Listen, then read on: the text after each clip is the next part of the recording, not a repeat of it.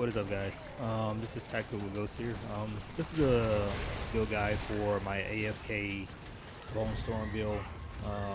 The Bone Storm typically lasts, depending on how much you kill, it lasts 5 to 10 minutes.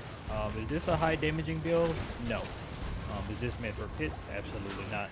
This is more so, you just want to farm. If you get 4 people that has this build or can put it together, you guys can literally just sit here and farm forwards without even moving your mouse or touching your keyboard, as you can see that I'm doing right now. Sorry, I got the hiccups right in the middle of that. But yeah, this video is going to be going to not be edited. It's going to be just raw and cut. I don't know how to edit, matter of fact. I've always got away with just doing raw videos and posting them. So without further ado, we're going to hop right into it. So there's 2 different ways to run this build. For those who don't have Shaco, or if you don't have Shroud, you can run this build without having Uber Uniques. I've tested it.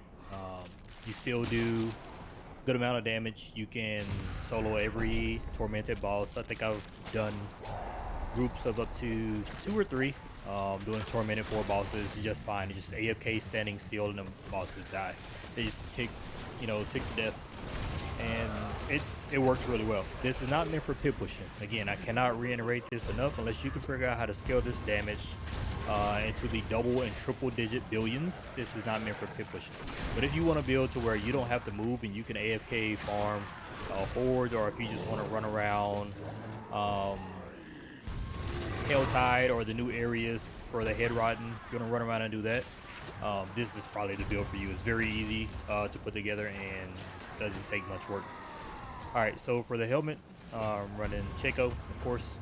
We want the CDR there. We also want the max life. Max life is always great on any blood build, but we're not using blood skills here. We're actually turning everything into shadow, and then we're scaling that for overpower.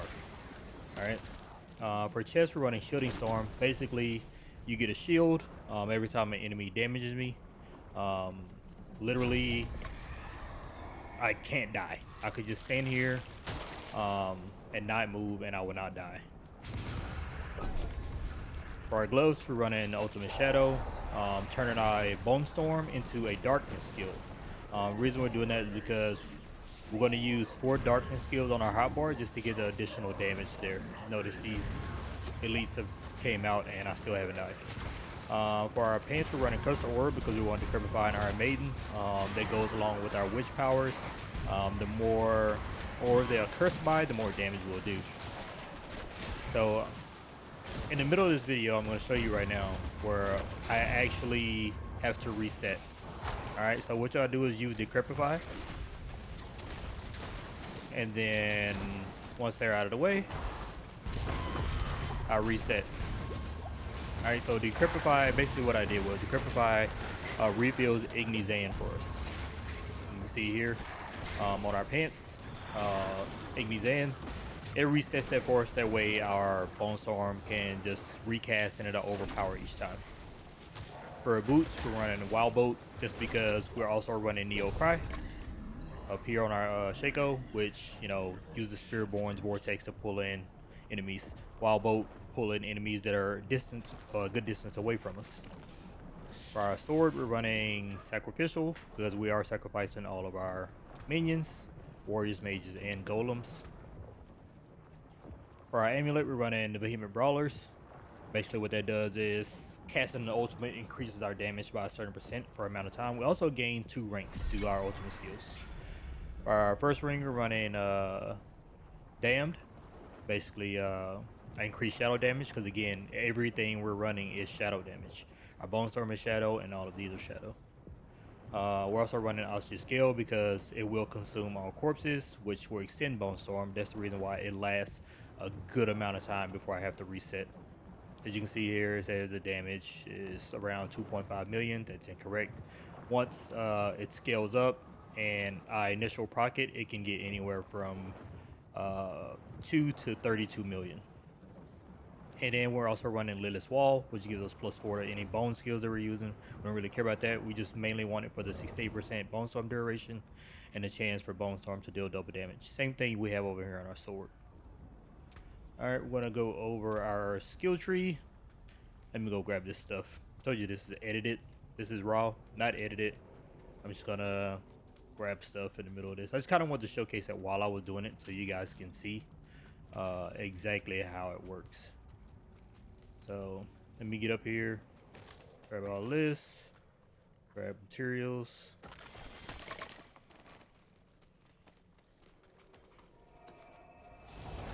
And then we'll TP out.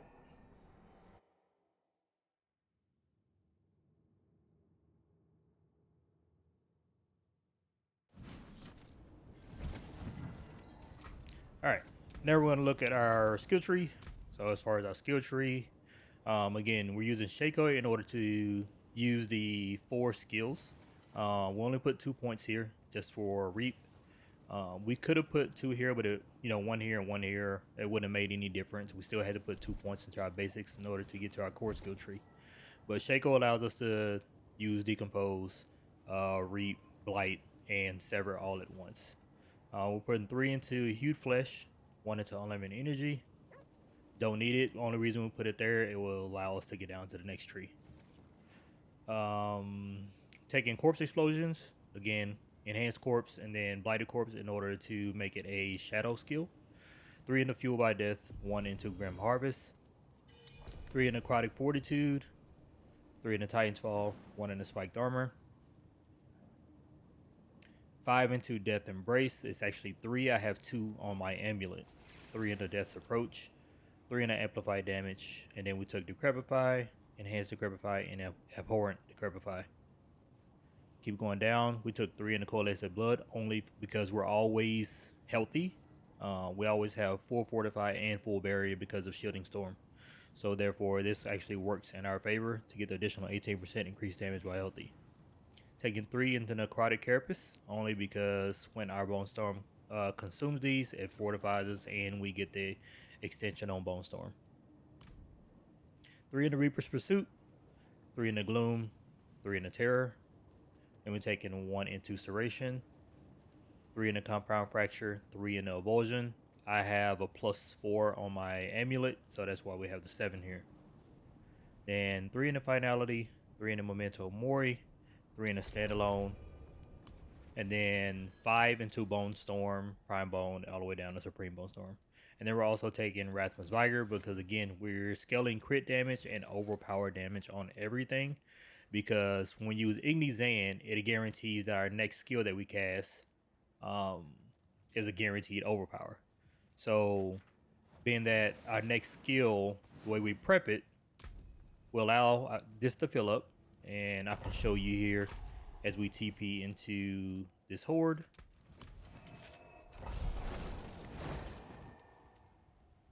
The way you guys can see exactly how the rotation is.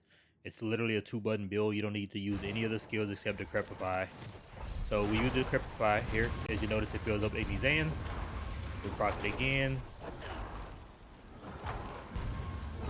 And then we hit Bone Storm. Again, don't fill this all the way over. Do not allow it to overlap because it will suppress your overpower and it will be just normal crits and white numbers just like that.